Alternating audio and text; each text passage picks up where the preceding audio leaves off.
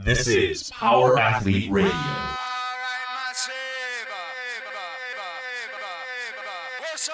With your hosts, Denny K, Professor Booty, and the Luke Summers. And now, toes forward, hips locked, shoulders set, and retract those scapulars. It's time for some knowledge bombs.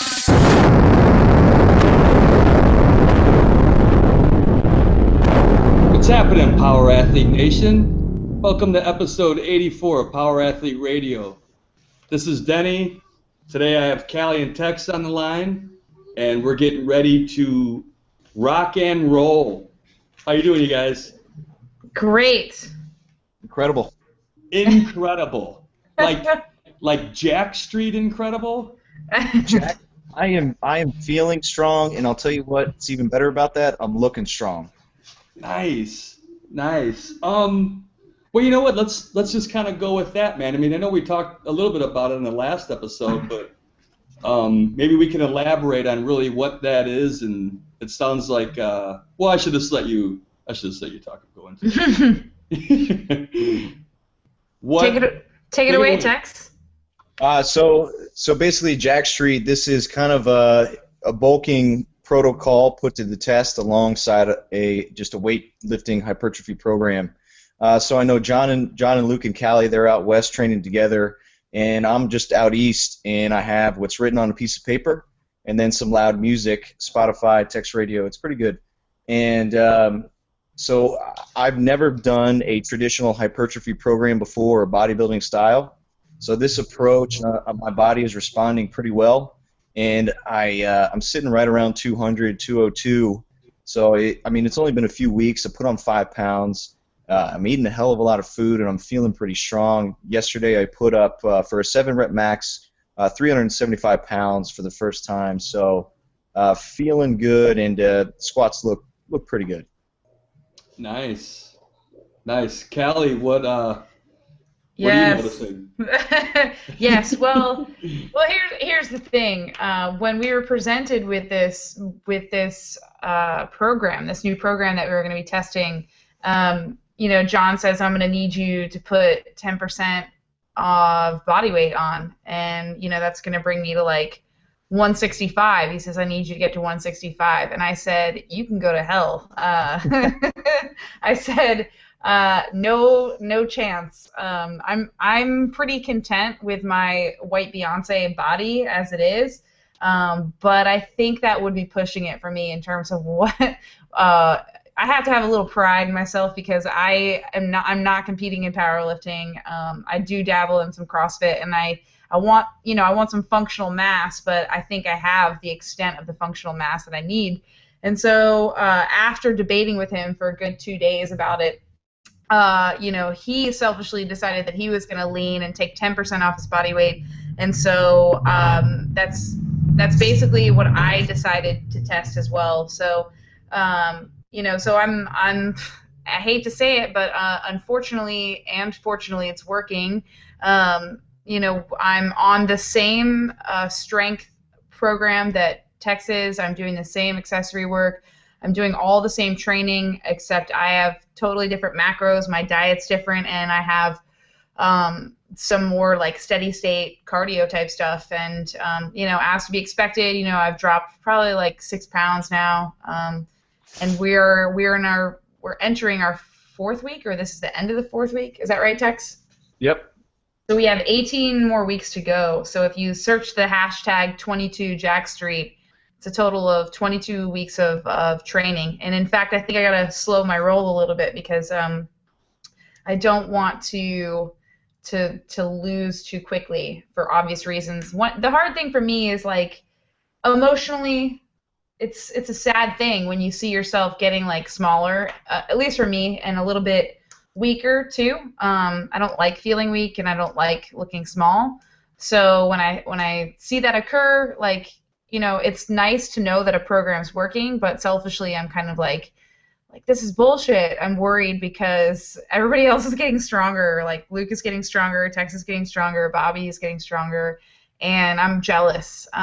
But at the same time, I know that there is an aspect to it where there's going to be a demographic of people who need to know if this program works, given the Power Athlete diet, and see if it can be effective in sort of the converse, which is losing 10% body weight. So we also have a friendly bet as well. So we're all throwing in $100 to see what everyone's body comp is going to be like at the end. So the most ideal body comp is going to win this thing, and I guarantee that I win, guaranteed.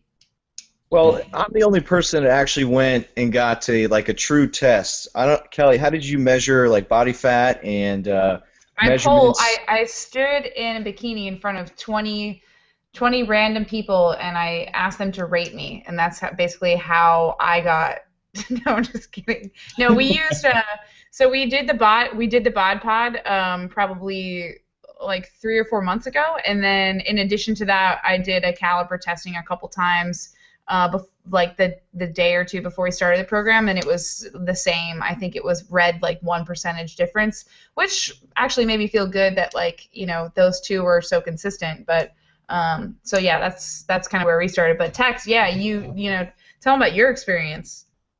Yeah, we mentioned it a little bit last time, last time. The DEXA scan, but I definitely recommend it if anyone has an opportunity. I know there's one out in LA, and then the one here in DC, the company is Composition ID, and it's just a great opportunity to learn about yourself. You can see any imbalances, any kind of things going on with your bones, things going on with just muscle. It's pretty damn cool.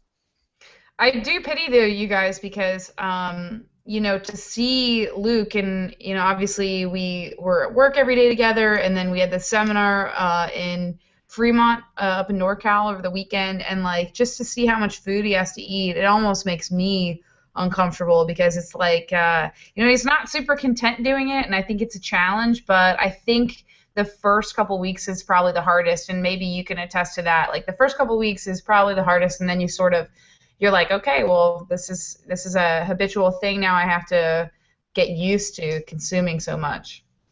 Yeah, the food definitely, it's a lot more than I was before, but measuring I think is a good thing for me because I've never measured before. I've never done like a bodybuilding style approach to a program, so this is a great learning experience for me as a coach because I'm going to get those kids, I'm going to get those high school guys that they have to put on basically 20 pounds in 22 weeks, and this is that approach to do it. So definitely a learning experience, and I'll tell you what, losing this weight, that's going to be even harder learning experience. I'll be able to give you tips by that time. Tex, did you say how many calories you have to consume daily? Yeah, right now I'm at 4,200, so I also got my resting metabolic rate, and it put me I'm burned 2,500 calories if I were to lay in bed all day and do nothing. So with all the lifting and then just being, I guess, an active coach, my job's pretty active, and just my protocol when it's 20 calories per pound body weight, I just upped it a little bit just to kind of hit a little bit higher mark because I know my exact RMR. Right. Yeah, that's nice and convenient. Yeah, I wish I had that tested, but we still might get that done if we can find a good connection. I'm sure John knows somebody, and if we can work that out for free, that would be awesome. What you should try to look into is universities, because I'm sure they do studies and things like that. I know UCLA's got a pretty good health sciences program, so just throwing it out there. Yeah, that's awesome. And yeah, I mean, I think though that even though I'm getting smaller, and I know exactly how you feel when you say I feel jacked. I mean, doing this type of training, you feel super jacked because it is more volume, and it's just I don't know, it feels different, and I think it's going to be a good change. And since I'm still I still do CrossFit, I'll be interested to see how this works out when the Open comes along, because it'll really fall in conjunction with that. And I only do strict pull-ups or weighted pull-ups, and it has been probably months since I did a kipping pull-up or anything like that. And I hopped up probably a couple days ago, and just tried to just do a few butterfly, and it just felt like I felt super light, believe Strict it or not. butterflies? Yeah, no, but I hopped up and I did some butterfly pull-ups, and I was like, ooh, okay, like that was a nice surprise for me. So Are you, Tex, are you getting all those calories just from food alone? Or are you like Uh, using weight gain shakes? Just no, curious. 'Cause it's food alone, and then John gave me supplement approach. So then 5 grams creatine before, and then I think it's 20 or so calorie or grams of protein before, and then at the same after. And then at night, I am just taking a scoop of casein. casein, yeah, Oh my God! I'll tell you, yeah, I would rather drink Ram's piss than casein. It is the yeah, worst taste I've ever had. nice. yeah. That's Um, rough, dude. I mean, just following you guys and seeing what you're doing and talking to you, it's like inspired me to want, winter's coming up. Usually in the Midwest, I get a little thicker anyway because it gets freaking cold here. So it's like, man, maybe I'll see how much weight I can put on in like a 4 month period, and upping my calories to like 36 or 3,700, and I'm like a 195, 200 pound guy. It's freaking hard. It's hard Yeah, to get used to freaking eating that amount, and I'm not supplementing. Creatine, I've taken creatine for so long, I don't even know if it really does anything for me anymore. So it's like when I don't take it, I don't really notice anything, and when I do, maybe I can, or maybe it's like the placebo effect. But I mean, I've always believed in it as a good supplement, but I guess I just I get excited about it sometimes, and then sometimes I don't. But you know what? You know what else is a challenge is that it's expensive to eat that much. it is. Yeah. Have you been finding that text that you're just like this? Just is it like doubling your food bill? Yeah, more or less. I'm buying a lot of ground beef. Whole Yeah, Foods, it's like this guy again, yeah, but small price to pay. And like now, the fourth week in, what I'm finding is I am getting stronger, I am getting bigger, but I'm also getting stiffer.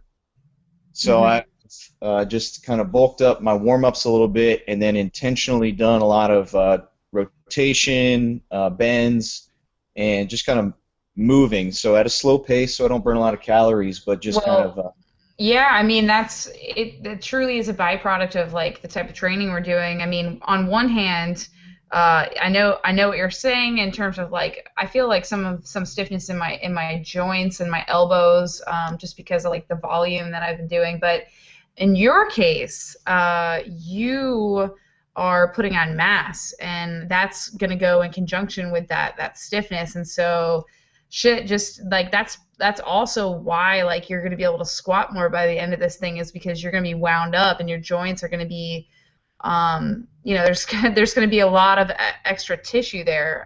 Hopefully, all functional, I'm sure. But even with a little bit extra adipose tissue, I mean, that's why power lifters are built the way they are. So that's gonna be really interesting for you. yeah. And I should note that we are still moving pretty fast. Yeah. Oh So yeah. so cat squats are still involved in the program, and the idea is just fucking move. So it's a lot of accessory work is involved, but we're still being power athletes. Oh yeah. What That's else? Well, you know what I like. I think one of the great things about Power Athlete is the programs that you guys are testing that. You're not just getting it out of a book or going along with John's experience alone. I mean, you're going to try it, you're going to test it, and then so you can speak intelligently on that or know the effects. Like Coach or Tech said earlier that he's looking at this as an opportunity to improve upon his coaching, and that kind of correlates to your article with the trifecta, the shitty trifecta that we didn't really get a chance to go into yet.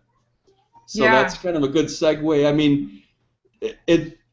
Do you have like what's your opinion on that? I mean, obviously you can speak intelligently about a program that you yourself have done better Yeah. than just some of the other things that we've talked about, like with Mark Watts, where some of the strength and conditioning coaches out there currently are just kind of regurgitating this academia. Yeah. You know what I mean?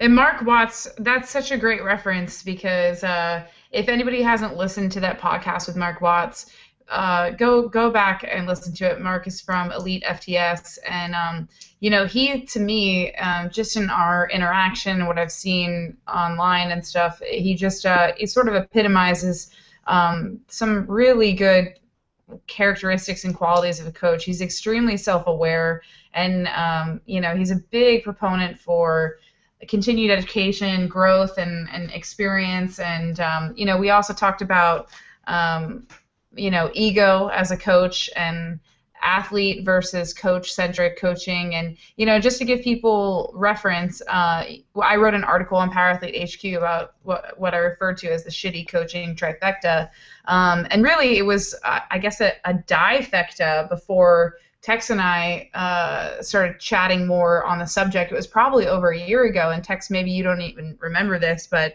I always threw some poor characteristics of coaching into really two categories, which were either laziness or lack of knowledge, and then you said there was a third, and when you introduced it to me, of course, how could I overlook the fact that ego is that third component to really that perfect storm of just really poor coaching. And what I write in the article and what I truly believe is that you yourself as a coach can be your athlete's limiting factor, and if any one of those three things is inhibiting your ability to get an athlete to perform, or it's pulling away from the athlete-centric coaching and it's becoming a coach-centric environment, if it's ego or if it's laziness, then ultimately you're really doing your athletes a disservice. And there's so many things that you can see within coaching and within a coaching environment that fall within those three characteristics, those three categories. And we've all had experiences with those type of coaches, and it's just something that I'm hyper vigilant of and like hyper aware of. And I'm, in terms of strength conditioning, like I'm a baby. I still have so far to go, and I hope to continue my learning and my education and sort of my coaching persona and my responsibility. But we all have experiences that we can sort of remember or have observed that are so grating in our brain. And for me, I've had athletes at seminars and athletes under my coaching and who were completely uncoachable, and they were also coaches. And that's the problem that I see is when we have this interaction with coaches who come to our seminars, that person's not an athlete who's like paying you to train them and is just being lazy. This is an actual coach who potentially like has this sort of attitude, laziness, or ego in their own gym, and that's what really concerns me, and that's what I feel like our coach's responsibility lecture is all about. So that's kind of what stemmed and sparked that article. Yeah, just a great. I had a lot of flashbacks when reading it, and just not good flashbacks, things that I've experienced just in my coaching travels, just being a nomad and going out and meeting and working with all these other coaches in the world. So it was kind of a great read in terms of putting these three categories on it and then laying it out so people can look for these things when they are working with another coach, going to a seminar, or reading what other coaches have to write. It's, yes, this may be good facts and good approaches to athletes, but what are they missing, or what is their perspective, and how do they come to this conclusion?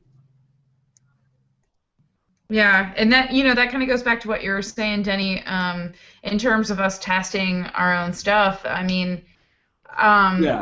I don't know. Yeah, I mean, sure, like you can glean things off of other people's training if it's based in science and it makes good logical sense and it follows the rules of strength and conditioning, or follows everything that we know in terms of adaptation or driving adaptation. But there's really nothing like experiencing it yourself, which is why, I guess apparently the first thing everyone has to do when they come out to California is go on the Bulgarian and just see if you can survive it. So do that, and then follow the Force program was for us after that, and then we had another program after that, and now we're on this new Jack Street program, and it's just something like these are all driving influences for Power Athlete and what we put on the site. And I just think like in terms of us relaying that information, and anybody who's on Power Athlete HQ who is a member, I mean, a lot of them are coaches, and so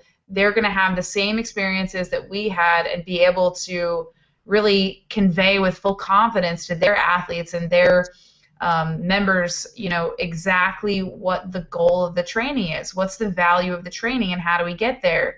And we talk a lot about implementation, but like if you haven't gone through it yourself, it's a little bit harder to pinpoint exactly like the goal of the training. And then that also kind of leads to like another point within like the shitty coaching trifecta is just for me, we talked about this with Angie when we had Angie on, but like being able to drive home the value of whatever it is. If you're creating a program for someone, you better know exactly why every component is the way it is, why it's integrated on this day and not on this day, why it's this repetition scheme and not that, why it's this load, and exactly what adaptation you're trying to drive. And to me, that's the low-hanging fruit. That's the bare minimum that you should know as a coach. And then beyond that, it's like how do I get the athlete to perform? How do I get them to do it optimally? Now I know what the value is, but how can I convey that through coaching cues or emotional cues, mechanical cues, tactile cues, whatever. So that's just one other layer to the coaching. Yeah, one good point I always like to make at seminars when people are going through a warm-ups and they are truly suffering, I tell them pay attention to where you are failing right now, because this experience is going to be the same one that your athletes are going to go through. So I don't want you to quit. I don't want you to complain. Identify what's going on, because you're going to be in my shoes one day, or hopefully Monday when they implement this stuff. And one of the biggest lessons that I've taken away from working with RAF is the difference between a good and a great coach is training the emotional response for what you're trying to do. So it's not about just being an asshole, making them suffer, just grinding them into the ground. It's truly preparing them for what they're training for, and then looking them as more of an athlete. It's not just strength, power, speed. It's what's going on in the mental game. You also have tasks to complete depending on the sport you're playing. So let's prepare you emotionally to be level-headed and attack this thing in training the way you should in your competition.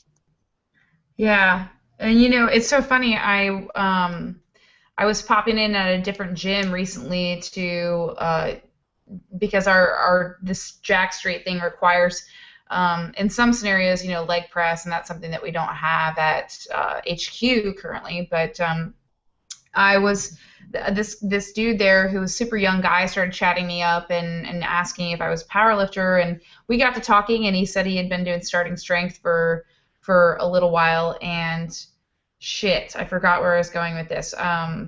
But ultimately, so watching him lift sort of in my peripheral as I'm lifting, he told me up front, and he's a super earnest kid and very, very sweet, very, looked like he would absorb any kind of coaching that he could get. He said he had been training by himself for 2 years.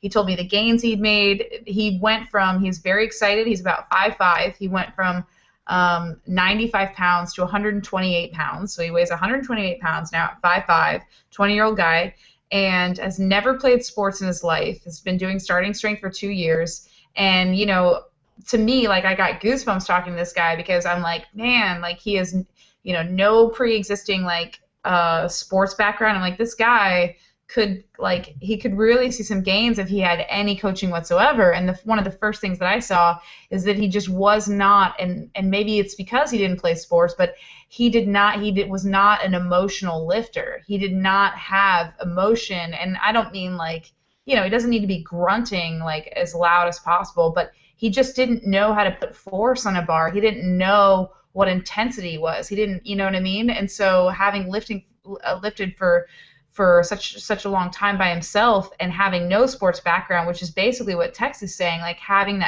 that transfer, understanding like sort of that mental aspect, seeing a task and seeing it through. This kid was just basically going through the motions, and although he felt like he was getting strong, he wasn't putting on the emotional intensity or mentally in a spot where he could apply maximal force. I don't think he had the concept because it was probably never required of him. So that's the first little nugget I threw out there for him. So anyway, like, I asked him, like, you ever been in a fight? And he's like, no, he's like super quiet. And I'm like, all right, I want you, like, when you're bench pressing, I want you to push the bar away from you like you're shoving someone as hard as you can. Like someone's coming at you and you're trying to punch him in the chest. And we got a huge response, and now he knows that he's capable of doing that. So, not to derail this a little bit, but. No, I mean, Raph's very like Bruce Lee-ish. I mean, he came out with some good. He even told everybody like we should be like water at the one seminar that I heard him talk. He's like, "Be like water, my friend." I mean, that's straight up Bruce Lee emotional content. I mean, I love that kind of shit. Yeah. Yeah, at least for me, it makes me feel better because it adds depth to me just going in and banging weights. Like, I know that I like to do it, but, I know that there's also a deeper meaning to why I'm doing it. And there's something extremely zen about it. And, even if I'm going, like, full bore, like RMs, it is extremely, I don't know, it just feels right, and there's something zen about it. And so I think there's definitely something to that. Just kind of keeping in line with kind of Callie's story in the article, what she did a good job was communicating in a way that he understood. So you could, I'm sure communication could be fit into all three of these coaching limiting factors or shitty coaching trifectas. But that too is a big thing for being a coach, is your effectiveness to get your message across of that purpose. So the purpose stays the same, but it's the way you communicate it to an athlete so they understand. Yeah. Meaning, like, some guys they're gonna need to be hard at while others won't. That's part of it. Part of it. Yeah. Go ahead, Tex. You need to apply force into the bar for a bench press. And she asked, "Have you ever been in a fight?" And the guy's like, "No." Well, she found a different way to say you have to apply a force to the bar, and the fight didn't connect with him. So she just found a different way to say the same thing. And I feel a lot of either like certifications or books I've read, they just say, all right, here's a squat, here's Q 1, 2, 3, and 4, and then a coach just stands there with their arms crossed screaming 1, 2, or 3, 1, 2, or 3, or 1, 1, 1. 1, 2, and they're not giving away that the athlete is effectively hearing what they have to say. So coaching is not just barking orders at somebody. It's finding that connection and then allowing that athlete to make the mind-muscle connection, so the coach can see the athlete evolve and then execute the movement as needed. Yeah, that's a great point. And I think that there might be a void in the market for that. That could be your first book, Tex, is like, just writing on how to make a connection with your athlete in terms of communication. And you can't lean on your own experiences or cues that work for yourself or things that make sense to you when you're dealing with all different types of backgrounds and all different types of learning styles. So that's a great point.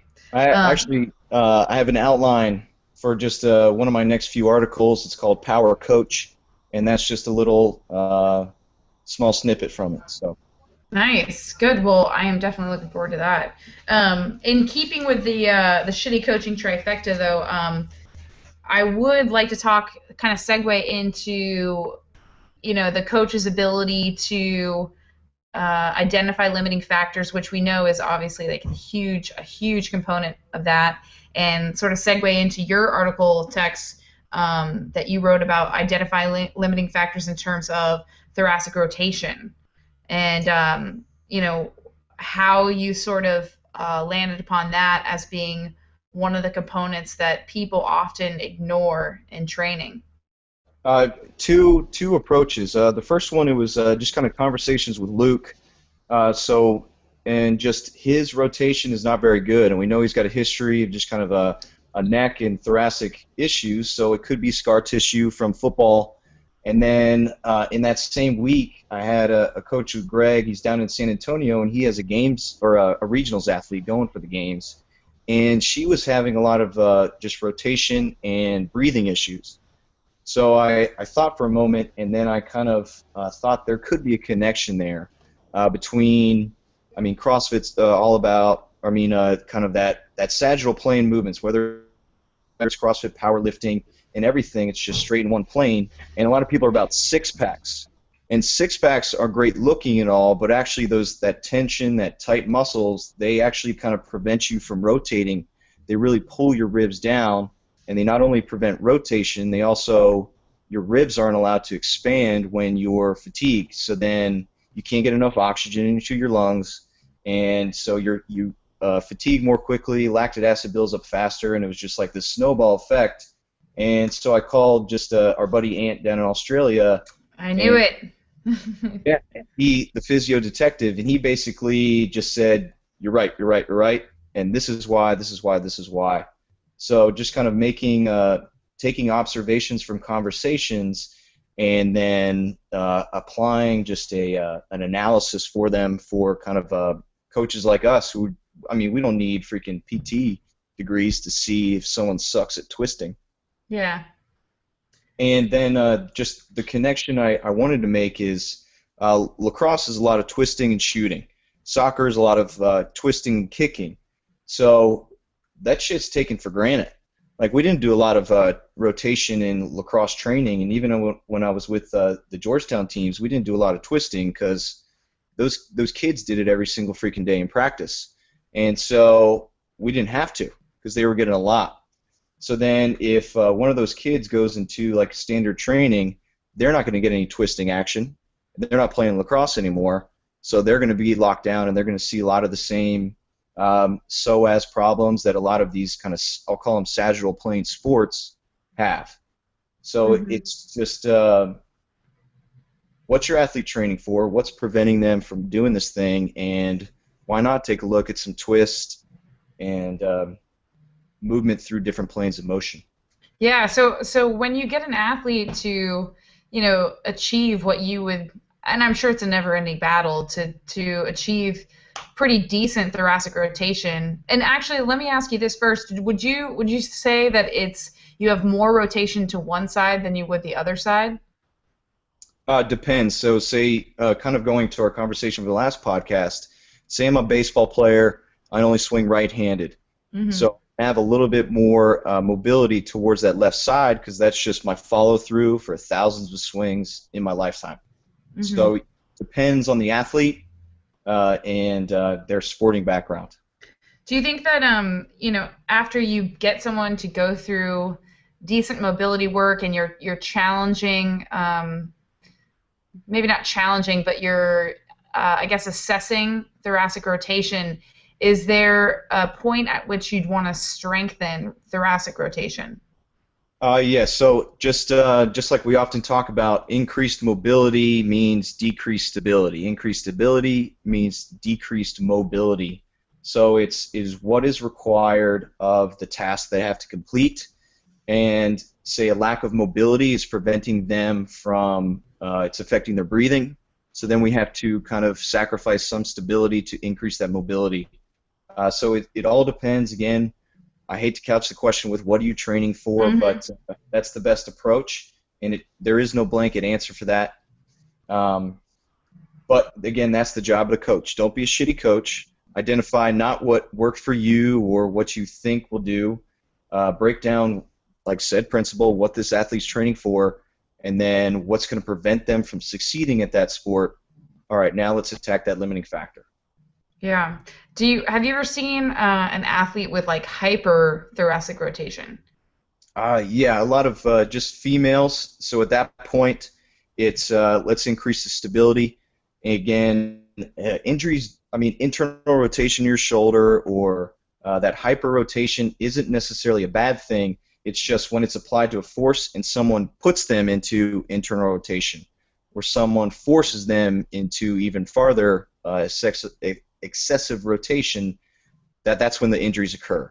Mm-hmm. So if we can lock them down and then create capacity to rotate in control that far and then return to a proper position, whether that's bending the spine laterally, flexion and extension, or just kind of a straight up twisting with the neck included. So one thing I will add, if you're working rotation or lateral flexion and extension of the spine, the neck is part of the spine. So if I lean as far as I can to the left, I better get my left ear to my left shoulder the best I can. And I think that's a component that a lot of people miss when they do throw rotation in there. And that's so important for just preventing concussions and then taking care of that capacity for your range of motion and stability through the full range. Yeah, absolutely. I work on my thoracic rotation every day when I wake up in the morning. I sit up and I rotate and I crack my back one way and then I crack my back the other way. And that's about it. No, I mean, I go through all the warm-ups that we have. But I mean, shoot, I think you're right though in terms of girls, we sort of have more range of motion there for whatever reason. But yeah, I will agree when it comes to Luke, especially seems to have very limited range of motion there. So I'm not sure why that is, but. I tell you what, when I was out there with you guys, Ant was there working on him, and he was just doing his thing, and he was able to get Luke to turn pretty much evenly on both sides. That's great. And you guys are actually the next seminar is going to be down there, isn't it? Yes. Yeah. Luke's heading down there with Goodfellow, and they're heading down a few days early just to work with Ant. So hopefully they come back with some goodness. Yeah. Maybe we could get him on the podcast. It's been a while since we had Ant on. Yeah, that would be awesome. I mean, shoot, they're gonna need it after that long flight. That sucks. Oh yeah. Belt squats. Awful. Belt squats and Ant sticking his fingers in your ribs. I'm waiting for CrossFit football to get to start booking first class tickets across the world. I would love that. South Africa. Yeah. So we're going to Cape Town. We have a cert booked for Cape Town, so that'll awesome. be. I think is that the same one, Tex, where we're also going to Dubai on that trip? Oh, I don't know. Cape Town's like February, March. Oh, okay. I know we're trying to do a couple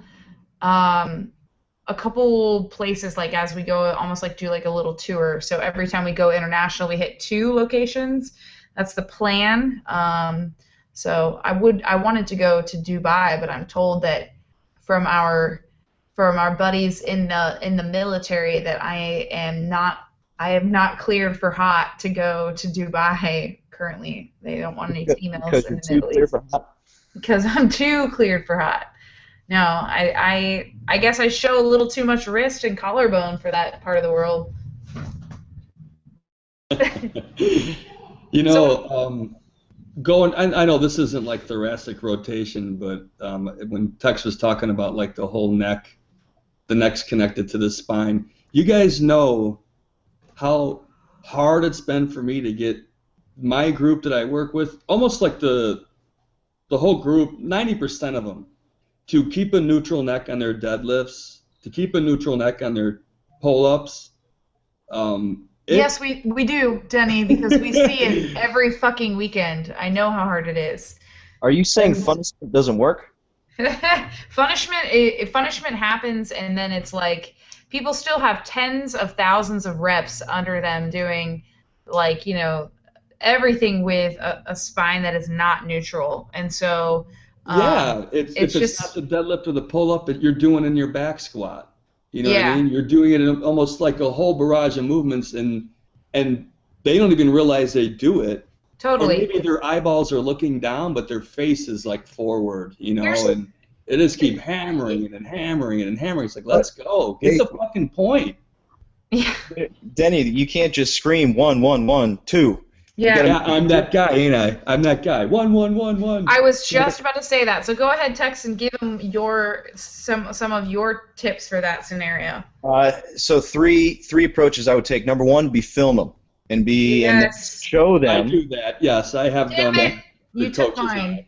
All right. Yeah. So the second approach would be kind of give them a spot. So I remember Callie and I at DuPont. What we used to do is we had like pictures of dogs or something to distract them. So when they're set up, they'd go down, grab the bar, and for a neutral, think like dead bug, long neck, we'd put a picture right in front of the platform of like a very lovely dog, whether it was Callie's, Edie, or one of our other members' pups, and we just say, all right, you're set up. Don't take your eyes off the dog. So that kind of prevented that long or raised head setup that they teach in high school. And the last one, what I would do is make them feel it. So I would put a grapefruit underneath their chin, and so they basically have to press their chin down on that grapefruit. It's big enough where it keeps a long neck, and then they just have to maintain that grapefruit in their chin. If they lose it, punishment. Yeah, you know what? I tried that approach with a lacrosse ball because it was the closest thing there, and what happened then is they tucked their chin in, and then That's too small. some too. people, yeah, that's way too small. The grapefruit is a good size to kind of help keep that. And Depends on the athlete. Some smaller girls, you got to get like a melon. But then it's like, okay, you can get them to do it, and then all of a sudden it's like Metcon time, 3, 2, 1, go. There's fast deadlifts in it or something like that, and it all goes right out the window. Now we're getting into a whole other argument. I mean, Yeah. we got to be in time. Yeah, we see that all the time in the seminars, but that's emotional intensity leading them to their level of training. But what I was going to say is, yeah, all the things that Tech said are very effective. The punishment thing is effective, but one thing that I do all the time, because I'm a little bit crass when I coach, but I basically tell people, I get set up and I emulate what they do. And then I do exactly what I'm asking them to do, which is like a chin tuck neutral spine. And I ask them to be honest and tell me which one looks more athletic. If I were two different animals, which animal looks healthier? Just look at a side profile, look from the front, whatever. This position with my neck straining up and my head craned back, or a nice solid chain. And I want them to be honest with me. And most people will honestly say, definitely the second one, definitely the one with the head neutral. And sure, that is not necessarily telling them everything that they need to know about, the vertebra, but at the same time, it's getting them to do what I want them to do. And I'm like, you don't want to look like a wounded animal in the middle of a fucking deadlift. You don't want to look like a wounded animal in the middle of your 5RM back squat. Look strong, and you will be strong. And these are things that you see. Like, look at some of the some of the strongest lifters, and like, whether you're training for sport or powerlifting, if you look at a neutral head position, you're gonna be looking at someone who looks far more athletic. And just having that connectivity, it just makes a lot of sense. And so I just, that's kind of the way I couch it. Like, don't be a wounded animal. Don't look like one, because you'll be weeded out. People will see that, So I will also add on top of that, Denny, what's your warm-up look like? So I would put in dead bugs and introduce the long spine expectation, pressing their neck down in the ground, and then maybe throw some even just push-up. They just hold a push-up position with a neutral neck, and you walk around and you press down like on the top of their head, and you try to drive their head basically through their shoulders, like putting a turtle's head back inside its shell. If they are lax in that point, they're wrong. And then put them in a seesaw walk. How's their neck going to be in a seesaw walk? Because you're going to see the same shit in the deadlift, I guarantee it. Fix it in 1, 2, 3 of those positions, and then put them on a bar. I like it.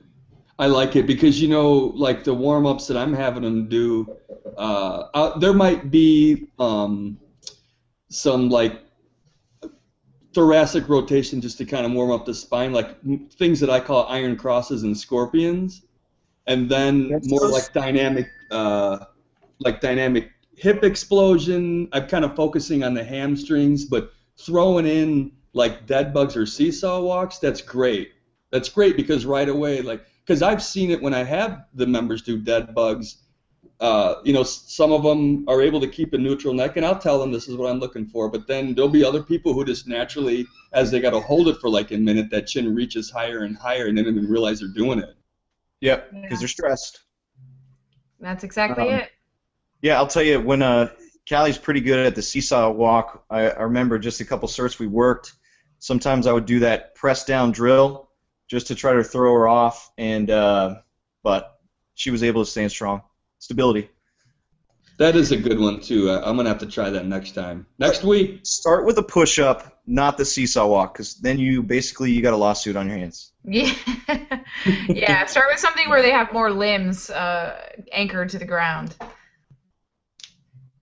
Cool, man. Yeah. That's just, you know, and anybody who hasn't been to a CrossFit football seminar yet, the few that are out there, you have to go. Yeah. You have to go to really understand kind of what we're talking about. Well, on that note, guys, this is going to be a shorter episode, so we're going to, I think we're going to call it here, and I think we got out some good points and recapped some of the blog posts, so I think technically when this hits, it'll be after Thanksgiving, so happy after Thanksgiving. Yeah, happy after Thanksgiving to you two as well. Yeah, well, a good one-liner to end on is always be the coach that you want coaching you. That's great. That's I like true. that. That's right on. All right, guys. Well, thanks for everything. Happy after Thanksgiving, and we'll talk to you soon. All right, guys. Bye. Bye. Bye.